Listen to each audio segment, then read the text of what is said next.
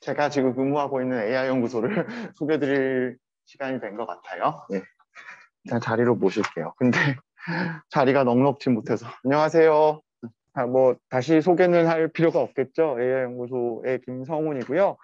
지금 제가 PPT 화면을 좀 준비를 했어요. 근데 아마 시간이 그렇게 많지는 않은 것 같아서 제가 좀 간단하게 설명을 드리고, 사실 뭐 AI에 대해서 여러분들이 모르실 거라고 생각하진 않아요. 지금은 사실 초등학생인 저희 아이도 AI를 얘기하고 하는 시대니까요. 빅데이터나 AI에 대해서 관심 많으실 걸로 알고 있고, 실제로 고등학생 정도면, 저는 기억이 납니다. 1학년 때 파스칼을 좀 배웠던 기억이 나는데 1학년 일반 담임 선생님이 컴퓨터 선생님이셨어요. 그래서 기억이 나는데 제대로 가르쳤는지 좀 헷갈리긴 하는데, 뭐 요즘은 코딩들도 많이 하고 하세요. 그래서 그런 것들이 저희가 봤던 뭐 수처리 공정이라든지 뭐 댐 관리라든지 시설 안전 쪽에서는 이렇게 응용이 되고 있구나 정도를 보시면 될 것 같고요. 제가 보기엔 오히려 중간중간에 질문이나 이런 거 많이 해주시면은 제가 아는 선에서 답변을 많이 드리는 걸로 하고 넘어갈게요. 왜냐면 저희 사무소는 사실은 여기 뭐 연구원분들 계시지만 다들 앉아서 열심히 이렇게 하시는 분들이어가지고 뭔가 거창한 게 보여드릴 건 없을 것 같아요. 그래서 요거는 얼마 전에 대덕 특구에서 있었던 AI 페스티벌이라고 해서 거기서 뭐 인공지능 음성 로봇도 소개되고 막 그랬던 자료인데, 저희는 사실 그런 거 만들진 않거든요. 그래서 거기서 간단하게 넘어가려고 해요. 근데 사실 이제 물을 얘기를 하니까 기후변화의 실제에 대해서 얘기를 해야 되니까 여기는 하고 넘어갈게요. 자, 빙하기 시대에 지구 전체의 평균 온도는 몇 도 정도였을까요? 네, 뭐 100명한테 물어보는 걸 수도 있고 누구한테 물어보는 걸 수도 있고. 지금 제가 알기로는 15도? 그 정도로 알고 있는데. 빙하기 때는 10도 언더 8도 정도 보는 것 같아요. 그랬다가 우리가 1900년도 이제 산업혁명을 겪고 나서는 거의 이제 15도 평균 기온으로 넘어갔죠. 그러니까 마지막 빙하기가 한 12,000년 정도 전이었을 거예요. 그래서 그 동안의 시기에 올라갔던 온도가 한 7도 정도라고 보면, 사실 불과 2000년대 100년이 지남에 있어가지고 0.7도 정도 상승을 했으니까 12,000년 동안 7도랑 100년 동안의 0.7도랑은 차이가 많이 나겠죠. 훨씬 더 한 3, 40배 이상 기온이 상승을 하고 있고, 그럼 2100년에는요? 앞으로 80년밖에 안 남았네요. 모르겠는데요. 이건 이제 여러분들이 하기 나름인 거예요. 그러니까 여러분들이 환경 문제에 어떻게 관심을 갖고, 또 환경 문제 중에서 가장 중요한 요소 중에 하나인 물 문제에 대해서 많이 관심을 가져주실 때 좀 더 밝은 미래가 있을 거라고 저는 믿어 의심치 않습니다만. 네. 그래서 이런 부분들은 사실은 각국의 많은 그 전 지구를 모의하는 수치 모형들이 2도가 올라갈 수도 있고 5도가 올라갈 수 있다고 얘기를 하죠. 그리고 그들만의 답들도 약간씩은 틀리긴 해요. 그렇지만 전반적으로 컨센서스라고 하는 것은 여러분들이 이산화탄소 배출을 계속 늘리게 됐을 경우에는 결국 파국적 수준, 카타스트로픽한 수준의 5도씨 이상의 기온 상승이 예상이 되고, 사실 줄이려고 줄인다면 우리가 언더 2도, 1도로 가야 된다고. 근데 이것도 사실 좀 오래된 부분이고요. 실은 1.5도씨 이상을 올리면 파국이라고 이미 각국에서 선언을 했죠. 그래서 탄소 중립 2050도 나왔고요. 그런 부분들이 있어요. 탄소중립 목표는 1.5도씨인데 예전에 했을 때는 거의 뭐 2도 이상 올라간다고 했죠. 그 요인은 다양하지만 여러분들이 알고 계시는 온난화 가스들이 한 가지고요. 핵심은 이산화탄소, 메탄, 이산화질소 등이 있겠습니다. 뭐 태양의 흑점 변화라든지 화산 폭발 같은 여러 요인이 있다고 하지만 결국 이것만 딱 보여드릴게요. 내추럴 드라이버, 그러니까 결국 자연계에서 일어나는 일들이 기온 변화에 미치는 영향은 그렇게 크지 않지만 결국 사람이 문제다라고 얘기를 할 수 있어요. 물론 이거에 대한 과학적 반론도 존재는 합니다. 네. 그리고 포싱도 다시 보시면 이렇게 되겠고요. 기후변화 뭐 이런 부분들은 홍수와 가뭄이 동시에 일어나고 있는 부분. 아니, 기온이 올라갔어요. 그러면 증발산이 늘어나요, 줄어들어요? 늘어나죠. 그러면은 저기 대기 중에 있는 그 물의, 그러니까 수증기의 포화 정도는 당연히 높아지겠죠. 그럼 그것들이 그 응결돼가지고 쉽게 비로 내리겠네요. 그러니까 쉽게 물이 증발하고 쉽게 물이 떨어지는 구조가 되기 때문에 오히려 우리의 입장에서는 가뭄이 빈발할 수 있고 또 그거에 따른 홍수도 빈발할 수 있다. 예.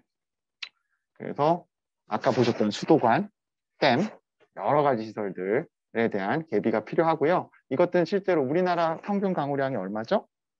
독도는 우리 땅에 보면은 강우량은 1300이에요. 네. 1300이긴 한데 그건 평균 얘기고요. 결국 800일 때도 있고요. 연간 강우량 300일 때도 있고 1300이고 1500일 때도 있어요. 예를 들어 태풍 같은 것들이 많이 왔던 해에는 굉장히 총 강우량이 늘어나게 되는데요. 패턴을 보시면은 적게 올 때, 한 6, 7년마다 적게 올 때는 거의 일정한 수준을 유지를 할 수 있지만 사실 늘어나는 속도를 보면은 그래도 약간 올라간다는 그런 식의 양극화 현상을 보실 수가 있고요. 이게 계속 트렌드로 자리 잡게 될지에 대해서는 과학적 증명이 필요하겠지만 일단은 이런 기후변화 영향이 있다라고 저희는 주장을 하고 있어요. 네. 그래서 물 문제는 거의 팬데믹 수준으로 중요한 문제라고 다들 얘기를 해요. 스위스의 다보스 포럼이라든지 유엔에서도 얘기를 하긴 하는데 아마 팬데믹이 1위로 좀 올라섰지 않을까 그런 생각을 하고 있어요. 그럼 자, AI는 기존에 우리나라는 IT 강국이라고 그러죠. 기존 IT 역량을 자원으로 저희가 교통이라든지 전력 부분, 그리고 교육, 그리고 헬스케어, 그리고 마지막으로 환경인데요. 환경 중에서 저희는 이제 물을 담당하고 있는 그런 회사가 되겠습니다.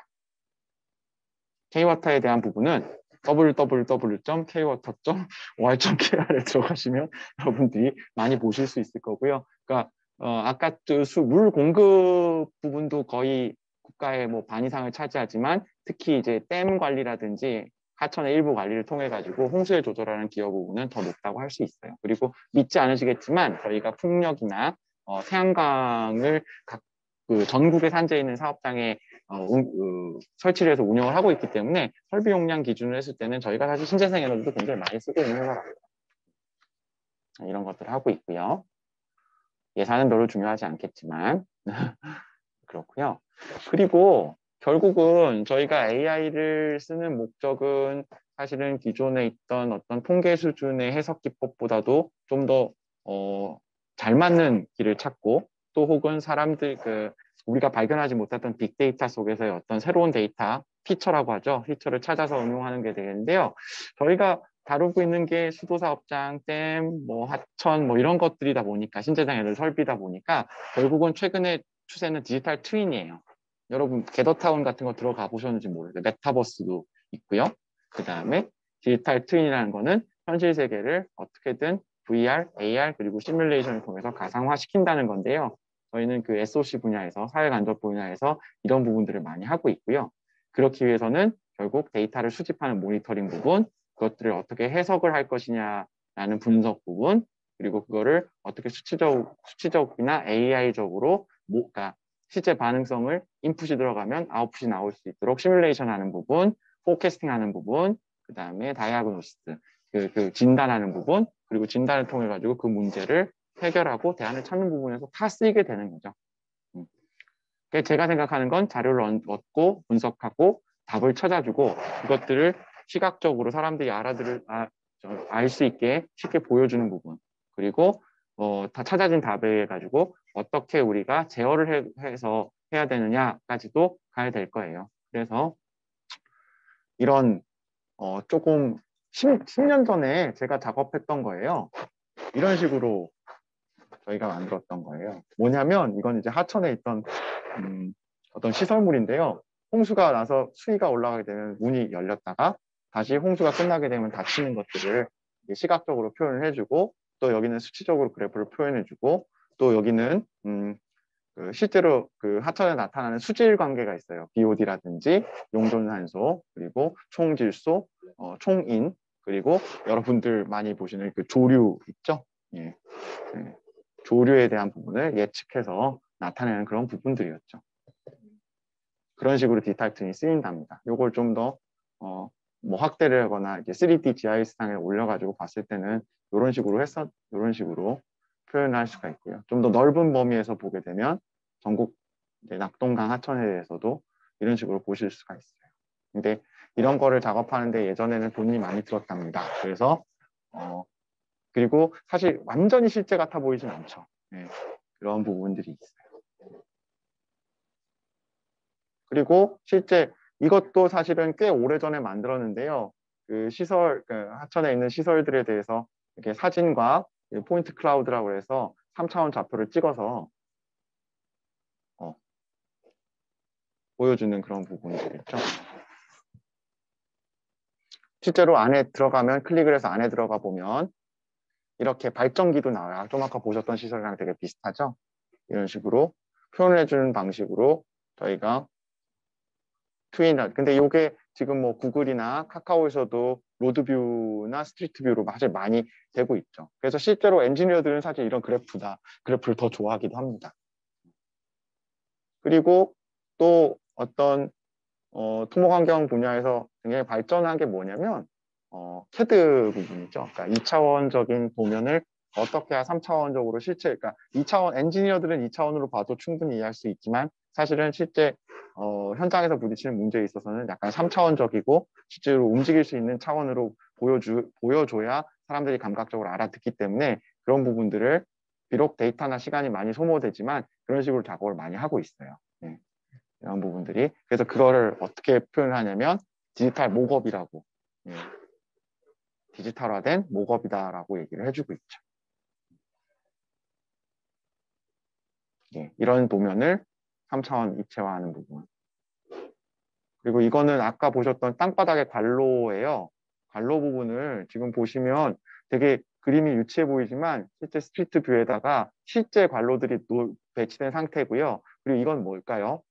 땅이 파져 있는데 뭔가 지질도예요. 지질도도 단면에 실제 땅속에 있는 지질도를 이 안에다 입혔는데요. 지금 이게 되게 초보적인 단계 같지만 사실 이런 부분들이 되게 진화를 하게 되면은 나중에는 뭐 AR나 VR로 실제로 우리가 땅을 파서 들어가 본 것처럼 더 변화가 되겠죠.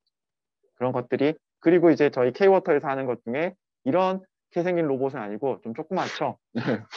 작아 이렇게 생긴 거는 되게 비효율적인 것 같아요. 이제 탐사 로봇이 되겠고요. 저희가 갖고 있는 댐 시설에 대해서 이 태양광 패널 같은 것들을 설치를 하는데 거기에 안전성 같은 걸 체크하기 위해서 저희가 수중 ROV를 개발해서 이용하고 있고 또 아까 그 현장에 장비가 없어서 그랬는데요. 대형 관로 아까 구경 관로 보셨을 거예요. 1m 이상 되는 거. 그 안을 청소를 하거나 탐사를 하는 데는 로봇을 쓰는 것도 굉장히 괜찮으니까 옥내급 수관처럼 이렇게 뭐 몇십 미리 단위로 가는 게 아니라고 한다면은 이만한 배관에 있어서는 로봇이 들어갈 수 있겠죠. 그러니까 로봇은 작으면 작을수록 지금 만드는 게 더 힘이 들기 때문에 대구경 관로에 있어서는 저희가 소나 센서도 달고 해서 구멍이 난다든지 균열이 난다든지 그리고 오염이 됐다든지 하는 부분에 대해서 하는 기술들은 로봇 파트하고 같이 일을 해서 센서링을 하고 있어요. 그래서 뭐 구글 같은 경우에는 핸드폰으로 홍수 예보도 다 하고 있더라고요. 그럼 그런 것을 하기 위해서 이 그림은 좀 보기가 어려워요. 근데 그냥 간단하게 설명을 하면 오른쪽으로 갈수록 정확해요. 왼쪽으로 갈수록 잘 안 맞는 거거든요. 근데 여기 왼쪽에 있는 이런 선들은 기존에 우리가 뉴턴 법칙, 그러니까 F는 ma에서 시작되는 방식에 의해서 수치 시뮬레이션 한 거예요. 이런 걸 하는 데는 사실 몇 시간이나 며칠이 걸리거든요. 그런데 구글에서 만든 AI 모델은 거기에 있던 기존의 데이터를 쭉 모았어요. 그러니까 기존에 홍수가 어떻게 났었고 비가 어떻게 내리면은 어느 정도 수위가 올라가더라. 그래서 뭐 넘치더라 이런 데이터를 쫙 모아가지고 약간 AI로 적으로 전환을 했거든요. 그랬더니 더 잘 맞는다고 얘기를 하는 거예요. 네. 그런 부분들은 저희도 하고 있기 때문에 잠깐 보여드릴 수 있을 것 같은데요. 네. 그렇고 이거는 이제 한강 잠수교의 사례거든요. 잠수교가 보면 홍수주의보가 5.5m고요. 홍수경보가 6.2m인데요. 홍수주의보가 뜨게 되면은 차량은 지나갈 수 있는데 사람은 지나가지 못합니다. 그러다가 경보가 되면 이제 거의 잠기는 수준이 되기 때문에 차량조차도 통행 못 되고 여기가 어떤 한강에 홍수가 났을 때 되게 바로미터처럼 그 뉴스에 나오는 지역인데요. 거기를 이제 AI로 예측을 한 거예요. 저희 연구원들도 다 이런 일을 하고 있긴 한데요. 기본적으로 했을 때 지금 이 관측치와 예측치가 지금 차이가 별로 없죠. 그런데 이거는 현재의 기술은요. 참고로 말씀드리면은 한두 시간 예측까지는 되게 잘 맞아요. 근데 시간이 길어지면 자 그럼 6시간 이후를 볼게요. 12시간 이후를 볼게요 라고 했을 때는 사실은 갭이 좀 벌어집니다. 그 그림도 따로 준비를 해놨는데요. 지금 그래도 어쨌든 되게 짧은 시간에 그래도 좀 있으면은 넘칠 거야라고 예측을 하거나 예보를 하는데 AI 데이터의 빅데이터에 의한 방식이 굉장히 효과적으로 쓰이고 있는 사례라고 할 수 있어요. 뭐 이건 저희가 하고 있는 거고요. 그 다음에 이제 실제로 재난이 발생할 때 가장 그 필요한 부분 중에 하나가 사람을 어떻게 대피시킬 거냐는 거잖아요. 그래서 저희는 하고 있는 게 이제 차량에 대한 모양을 학습을 시키고 사람을 학습을 시키고 또 어디까지가 물이고 어디까지는 물이 아니다라는 것들을 학습을 시켜서 이런 식으로 자료 수집을 해서 여러분들 사실은 좀만 공부하시면 하실 수 있는 역량이 있다고 볼게요. 그러니까 맑은 물과 흙탕물, 잔잔한 물과 파도 치는 물, 뚝, 다리, 그다음 운하, 수풀가 그런 부분들 그리고 또 야간에는 조도가 떨어지기 때문에 그런 부분들은 보정이 좀 필요하겠죠. 그리고 날씨가 흐린 날, 맑은 날 이런 부분들을 모으려고 그러면 사실 사진이 5천 장, 만 장은 기본적으로 필요하거든요. 걔네들을 이제 학습을 시켜서 결국 이렇게 구분을 해내게 되고요. 그러면은 이런 사진들은 평상시에 CCTV로 찍고 있잖아요. 그러니까 그때 그 강이나 혹은 뭐 강변에 어떤 이상이 발생했을 때 자동으로 감지를 해서 해줄 수 있는 그런 것들을 좀 연구를 하고 있습니다. 예, 이런 식으로 물선을 따내고 그런 부분이죠. 예. 이것들은 뭐 여러분들이 접근할 수 있는 깃에서 접근할 수 있는 그런 영상인식 기술들이니까요. 이런 부분들은 아마 다양하게 활용이 가능하실 거라고 봐요. 그 다음에 이게 뭐냐면 댐이거든요. 댐에다가 드론이 날 수 있는 그 경로를 줬어요. 그럼 얘네들이 댐에서 뭘 할까요? 여기 잘 보이시나요? 여기 균열이 일어났잖아요. 콘크리트 구조물이기 때문에 예, 댐이 안전성 평가를 해야 될 필요가 있어요. 혹은 그 다량의 물을 방류를 해버리거나 하면 홍수 때 방류를 해버리거나 하면 이 콘크리트가 탈착한다고 그러나요? 깨져나가요. 이렇게. 예, 이런 부분들이 사람이 막 기어 올라가서 할 수는 없는 거잖아요. 그래서 이 부분도 사실은 찾을 수 있도록 이렇게 하죠. 그때 이제 많이 쓰이는 게 뭐 드론 기술입니다. 이게 지금 댐에 그 물이 밖으로 그 흘러나가는 여수로라고 하는데요. 방수로라고 하는데 예, 거기 이제 댐 수문이 있죠. 거기를 드론에다가 이제 그 경로를 입력을 시켰어요. 그래서 비행을 하면서 실제 자기네들이 찾았던 데이터와 이제 댐이 갖고 있는 원래 디지털 데이터를 보정하고 정비를 하죠. 그 다음에 어차피 댐체의 외곽은 그 포인트 클라우드에 의해서 드론이 다 따줄 수가 있으니까 그걸 가지고 지금 모형이 준비가 안 됐는데 똑같이 이제 3D 프린터로 만들어내겠죠. 그리고 나중에는 그것들을 가지고 계속 정비 점검하는 데 쓰이죠. 이게 참 그러니까 드론 기술이 참 좋은데 문제가 아직 배터리라고 그래요. 그러니까 드론이 한번 날면은 몇 시간 이상 날지를 못하니까 예를 들면 하천 한강을 저 위에 있는 소양강댐부터 한강 하구까지 가려고 그러면 수백 킬로를 날아가야 되는데 가다가 드론이 쉬어야 될 때가 필요하다고 그래요. 그래서 드론에다가 배를 놓고 드론을 계속 거기서 차징을 시켜주면서 간다든지 아니면 중간중간에 스테이션을 둔다든지 하거나 아니면 획기적인 방식으로 배터리의 양을 그러니까 같은 배터리 양이라고 하더라도 훨씬 더 오랫동안 쓸 수 있는 그런 기술들이 많이 연구가 되고 있어요. 참고로 얘기하면 애플 같은 데가 우리가 핸드폰을 만드는 데로만 이해를 하고 있지만 실제로 거기 반도체 엔지니어가 제가 듣기로만 해도 몇천 명이 넘어요. 삼성전자 같은 거예요.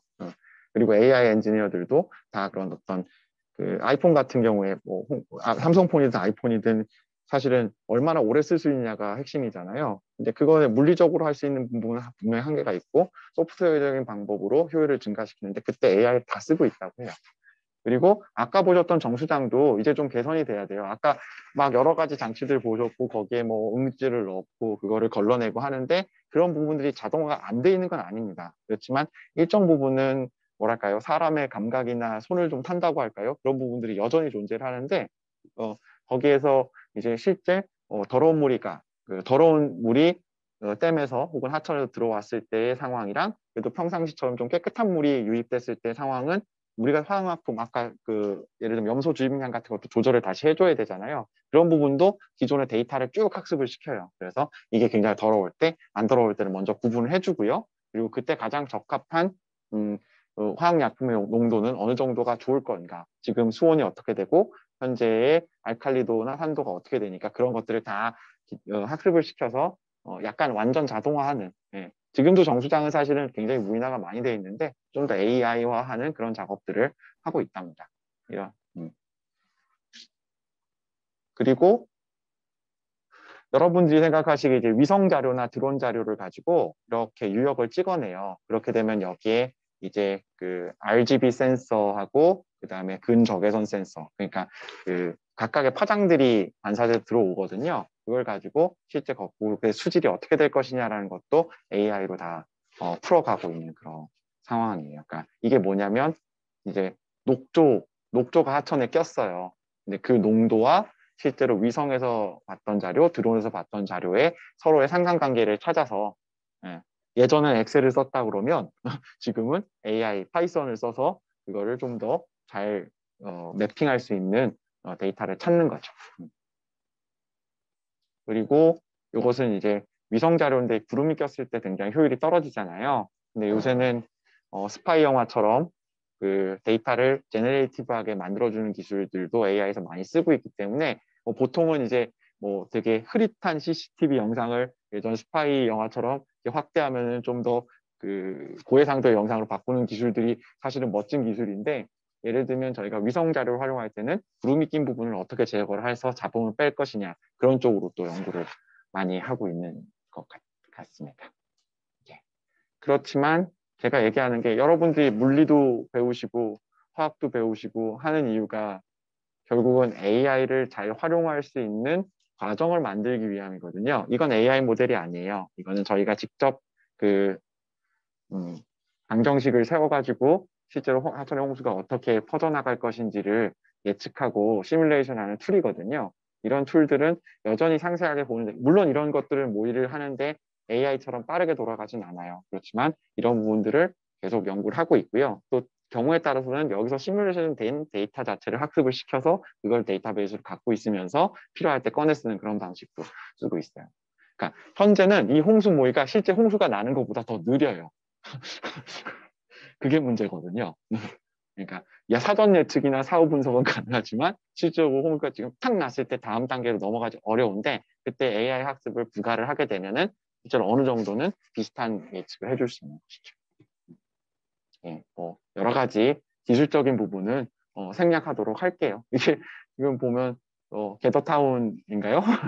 타운이고, 저희 회사 같은 경우에 신입사원들 오셨을 때 이렇게 메타버스로 교육돼요. 저희 사장님 사진을 제가 올려놨네요. 어떻게 하자니까. 그리고 이건 저커버거죠? 주커버거도. 그러니까 물하고 메타버스를 키워드를 구글에 넣어서 찾았더니 이런 그림이 한 장 나오더라고요. 그렇고 좀 더 홍수를 또 생생하게 보시는 장면은 요즘 캐나다나 미국에서 홍수를 모여서 범람이 이렇게 있었습니다라고 우리가 이해를 했죠.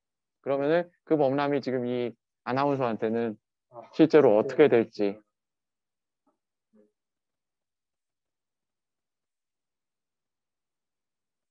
올라가서 차 위까지 차죠. 지금 동영상이 좀 끊기는데요. 3피트 1m 정도 허리춤까지 차는 상황이고, 이 다음 화면을 구글에서 유튜브에서 찾을 수 있는데요. 차가 떠내려가는 것까지 또 아마 보실 수 있으실 거예요. 예. 그래서 뭐 여러 가지 부분은 했지만 저희가 좀 관심 갖고 있는 영역은 이제 도시 인프라고요. 지금 전 세계 사람들의 50% 이상이 재작년부터인가요?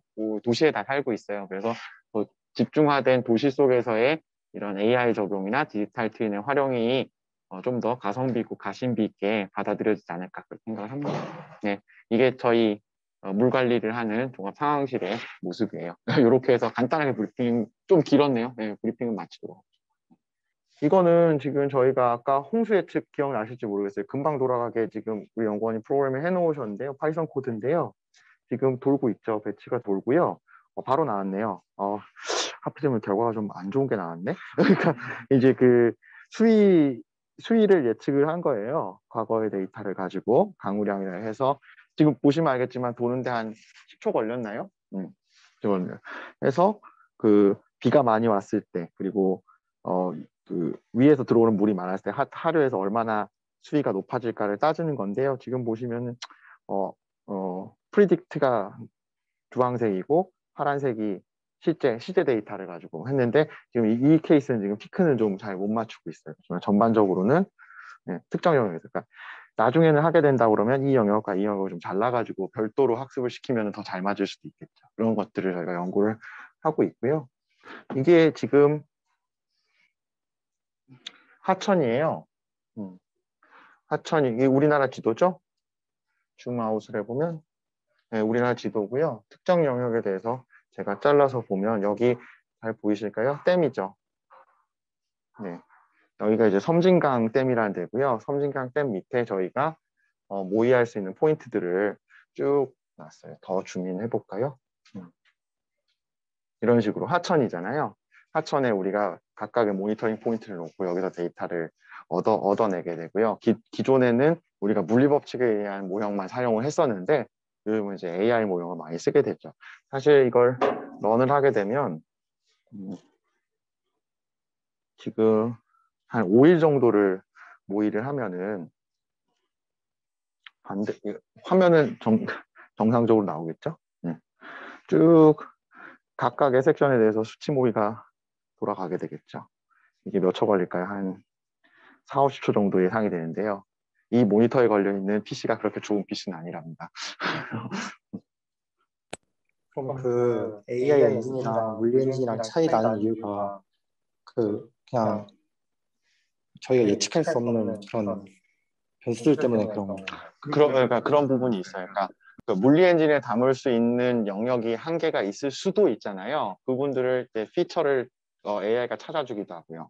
그 다음에 물리 엔진에 들어가는 쓸데없이 제가 물리 모형을 한 사람으로서 그렇게 얘기할 수는 없는데 거기서 사실은 핵심 피처들은 AI가 더 빠르게 찾아줄 수 있거든요.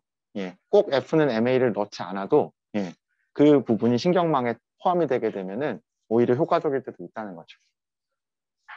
그래서 이렇게 해서 결과를 보게 되면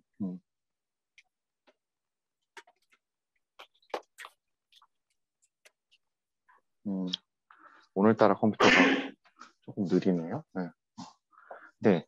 자, 틀어볼게요. 옆에서 이제 홍수가 났을 때의 각 지점별로 수위가 상승을 해서 했다가 다시 하강하는 일련의 홍수 과정을 수치적으로 예측을 한 거예요. 근데 저희가 아까 보셨던 그 수많은 지점들에 대해서 학습을 시키게 되면은 이 모형을 대체를 해서 지금 이거 돌아가는데 한 1분 정도 걸렸잖아요. 근데 AI 학습되면은 1초 동안에 100번에서 300번을 돌릴 수가 있겠죠.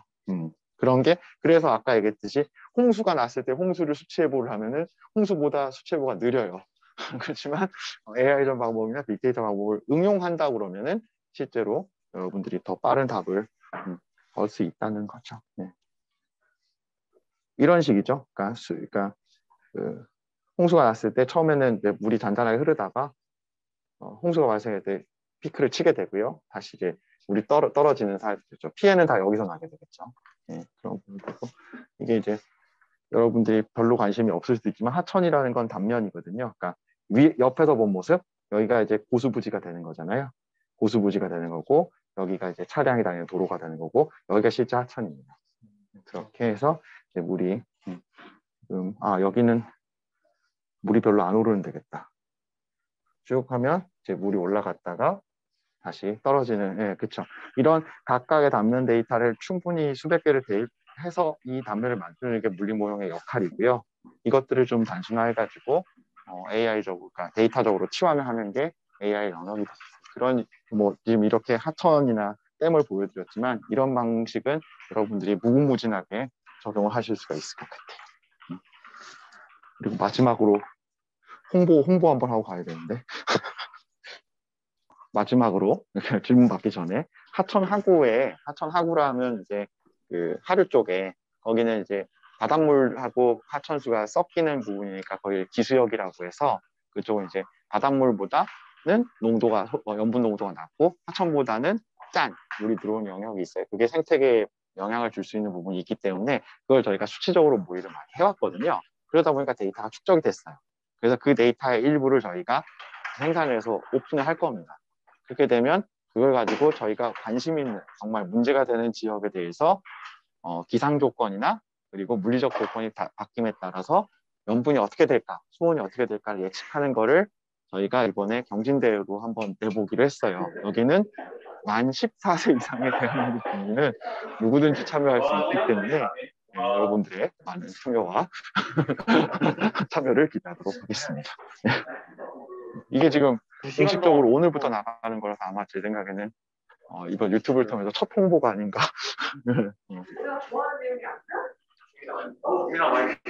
사이트는 따따따.딴딴딴 있습니다. 나중에 한번 공유를 해드릴게요. 다음은 저희가 가진 좀 다시 한번 좀 큰 장비를 좀 보시는 기회가 될 거예요. 저쪽 건물로. 질문. 수자원 관리에 상당히 많은 기술이 들어가는데 이거는 어떠한 부서들이 있는지 질문이 네, 네, 그러니까 국가에서도 수자원 관리는 사실은 국토교통부에서 하다가요, 3년 전부터 환경부로 넘어갔어요. 그러니까 어떤 그 물을 만들어내는 중심에서 환경을 몇 중시하는 시까지요? 방향으로 가서요. 몇 시까지? 그래서 환경부 산하로 넘어갔고요. 그렇구나. 관련돼서 수질을 관리하는 부서, 그다음에 홍수를 관리하는 부서, 그다음에 아까처럼 수돗물을 만들어내는 부서 등등이 있죠. 부처로 봤을 때는 공무원, 그러니까 사실은 뭐 저희 출신들이 공무원들도 많이 활약을 하고 계시거든요. 그래서 물 3국이라고, 그러니까 그 수자원국, 물통합정책국, 물환경정책국 이런 식으로 해서 국실이라는, 그러니까 부가 있고요. 환경부, 국토부가 있고요. 그 밑에는 국이 있고요. 그 밑에는 과가 있어요. 근데 물에 관련된 국이 3개가 있습니다. 아마 정부 조직도를 보시면